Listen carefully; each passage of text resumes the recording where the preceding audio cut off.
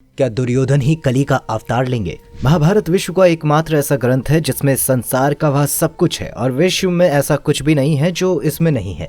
इस किताब में ऐसे ऐसे किरदार हैं जिनमें हम अपना साया देख सकते हैं। महाभारत युद्ध एक ऐसा भीषण युद्ध था जो मानव इतिहास में फिर कभी नहीं देखा गया। ये युद्ध केवल 18 दिनों तक चला, लेकिन उस स्वयं पुरुषों की लगभग 80% आबादी खत्म हो गई। इस युद्ध में पांडवों की जीत हुई और कौरवों की हार हुई। हालांकि इस युद्ध का परिणाम भीष्म पितामह, ऋषि वेदव्यास, सहदेव, द्रोणाचार्य, कृपाचार्य और संजय सहित भगवान श्री कृष्ण को पहले से ही पता था। कहते हैं कि अधर्म पर धर्म की स्थापना के लिए महाभारत का युद्ध लड़ा गया था, लेकिन इसकी सच्चाई सिर्फ इतनी ही नहीं है। धृतराष्ट्र को महाभारत में कुरुक्षेत्र के युद्ध का सबसे बड़ा खलनायक माना जाता है, क्योंकि वे चाहते तो इस युद्ध को रोक सकते थे, लेकिन उन्होंने पुत्र मोह में उन्होंने अपने ही वंश का नाश करवा दिया। युद्ध में लड़ते हुए धृतराष्ट्र के सभी पुत्र वीर गति को प्राप्त हुए और इस शोक को ये सह नहीं पाए। युद्ध खत्म होने के बाद धृतराष्ट्र सदमे में चले गए थे, क्योंकि इनके सभी पुत्र युद्ध में मारे गए थे। युद्ध समाप्ति के बाद एक दिन वेदव्यास जी उनके पास आते हैं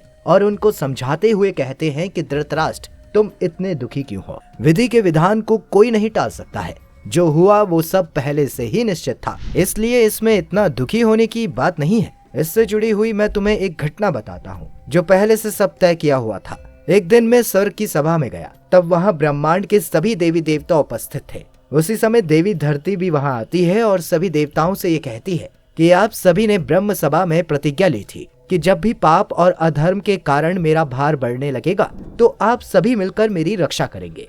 आज इस पृथ्वी लोक में पाप और अधर्म इतना बढ़ गया है कि मैं उसका भार सहन नहीं कर पा रही हूँ, इसलिए कृपया आप सभी लोग मेरी मदद करें। धरती माता की बात सुनकर भगवान विष्णु कहते हैं कि तुम चिंता मत करो, बहुत जल्द गंधार साम्राज्य की बेटी गंधारी के 100 बेटे होंगे, जिनमें से सबसे बड़ा बेटा दुर्योधन कली राक्षस का अंश होगा तथा उसके 99 भाई पुलसत्य वंश के राक्षस के अंश होंगे। वायु पुराण में राक्षसों को पुलह, पुलसत्य, कश्यप एवं अगस्त्य ऋषि की संतान माना गया है। दुर्योधन हस्तिनापुर के महाराज धृतराष्ट्र और गंधारी के 100 पुत्रों में सबसे बड़ा पुत्र होगा। वेदव्यास के वरदान से ही गंधारी के 100 पुत्रों का जन्म हुआ था। दुर्योधन के असंख्य कुकृत्य के कारण अंततोगत्व कौरव और पांडवों में युद्ध आरंभ हुआ। इसमें कई बड़े राजा अस्त्र शस्त्र के साथ एक दूसरे से युद्ध करेंगे, जिसमें लाखों लोग मारे जाएंगे। उस युद्ध के बाद फिर से धर्म की स्थापना होगी और इस प्रकार आपका बोझ भी कम हो जाएगा। दुर्योधन गदा युद्ध में पारंगत था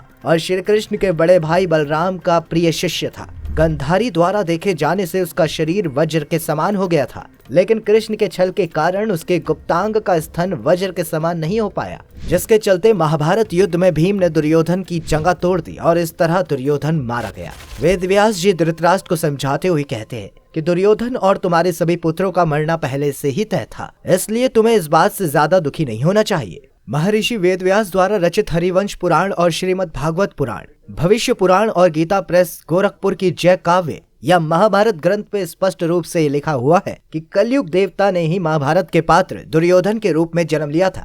100 घड़ों में से पहले घड़े से दुर्योधन का जन्म हुआ। जब दुर्योधन का जन्म हुआ तो वो रोने की बजाय गधे की तरह रेंकने लगा और पैदा होते ही बोलने लगा। दुर्योधन के पैदा होते ही कई अपशगुन देखने को भी मिले, जैसे शियार जोर जोर से रोने लगा, उल्लू शोर मचाने लगा, अचानक आसमान में काले बादल छा गए। इन घटनाओं को देखकर विदुर ने कहा कि ये अपशगुन बता रहा है कि यह पुत्र हस्तिनापुर के विनाश का कारण बनेगा, इसे छोड़ देने में ही भलाई है। लेकिन पुत्र मोह में धृतराष्ट्र और गंधारी ने ऐसा करने से इनकार कर दिया। दुर्योधन को कलयुग का अवतार माना जाता है, जो कलयुग के मनुष्य में होने चाहिए, इसलिए दुर्योधन को कलयुग का अवतार भी कहा जाता है। हिंदू परंपरा के अनुसार वर्तमान युग कलयुग है। कली का अर्थ है क्रोध, पीड़ा, दुख, चोट और भ्रमित। हिंदू धर्म ग्रंथों में कहा गया है कि कलयुग में 5 स्थान है जहां राक्षस कली का निवास है। वे स्थान है हिंसा, शराब, महिलाओं के खिलाफ हिंसा, सोना यानी लालच और जुआ। अब सोचने की बात तो ये है कि राक्षस कली का एक अंश इतने बड़े युद्ध का कारण बना, जबकि वर्तमान के इस कलयुग में दुर्योधन वाले कई अवगुण आम इंसानों में मौजूद है। कहते हैं कि कलिपुरुष अभी भौतिक रूप में नहीं आया है, लेकिन वो अपनी शक्तियों से इंसान पर काबू पा सकता है और कलयुग के अंत में वो भौतिक रूप में भी आ जाएगा। तब वो पाताल लोक से आसुरी शक्ति को आजाद करके इंसानों पे राज करेगा। इसके बाद भगवान विष्णु का कल के अवतार होगा, जो 64 गुणों से लिप्त माहिर योद्धा होंगे, जो अब तक के सबसे शक्तिशाली राक्षस कली पुरुष से लड़ेंगे और इंसानों को उसके प्रभाव से मुक्त करेंगे। लेकिन इस युद्ध में कली पुरुष की तरफ से भी इंसान ही लड़ेंगे, क्योंकि तब तक धर्म पूरी तरह से नष्ट हो जाएगा। इंसान भगवान को भी पहचान नहीं पाएंगे, लेकिन अंत में सब ठीक हो जाएगा और सतयुग का प्रारंभ होगा। कल्कि पुराण के अनुसार चिरंजीवी भगवान परशुराम जी भगवान कल्कि को कली असुर का वध कराने के लिए अस्त्र शस्त्र की शिक्षा देंगे, और ऐसा इसलिए क्योंकि भगवान परशुराम से बड़ा अस्त्र शस्त्र का ज्ञाता दुनिया में कोई नहीं हुआ है। परशुराम के कहने पर कल्कि भगवान शिव की तपस्या करेंगे और दिव्य शक्तियां भी प्राप्त करेंगे। अग्नि पुराण के 16वें अध्याय में कल्कि अवतार को धनुष बाण लिए घुड़सवार के रूप में दर्शाया गया है, और वह भविष्य में भी ऐसा ही होगा। कल्कि पुराण के अनुसार वे हाथ में चमकती तलवार लेकर सफेद घोड़े पर सवार होकर युद्ध और विजय के लिए निकलेंगे और पृथ्वी से सभी मलेच्छों को खत्म करके सनातन धर्म की स्थापना करेंगे। वह लोगों के दिलों में ईश्वर के प्रति भक्ति भाव जगाएंगे और लोग भी उनकी बात मानकर धार्मिकता के मार्ग पर शुद्धता के युग का पालन शुरू कर देंगे।